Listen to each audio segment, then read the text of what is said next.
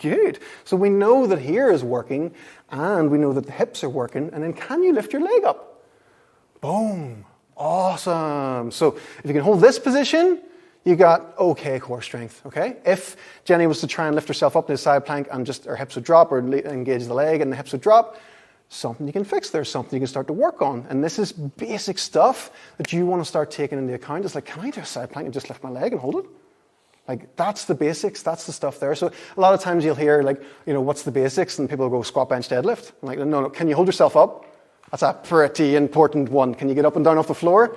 Pretty important. Can you stand on one leg and not fall over?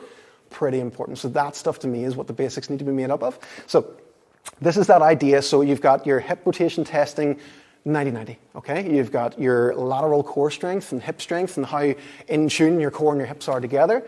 Side planks, absolutely phenomenal for that. I rate side planks a lot higher than normal planks. I have very rarely ran into someone that couldn't hold a standard plank. Almost daily I'll meet someone that cannot hold a side plank at all, have to go from the knees. And there's absolutely nothing wrong with that, guys. Everything, like I said, is just practice. But if you're still at this point here, you want to be thinking, right, how can I get to my feet? How can I get up? And how can I get to having the leg up as well? So these are the things you want to start thinking, how can I build a movement and make it harder? And then later on again in the core section, which I love, we're going to cover this and how to make this again even harder again, okay? So you're always looking to make things a little bit harder so you can keep getting an adaptation from it, okay?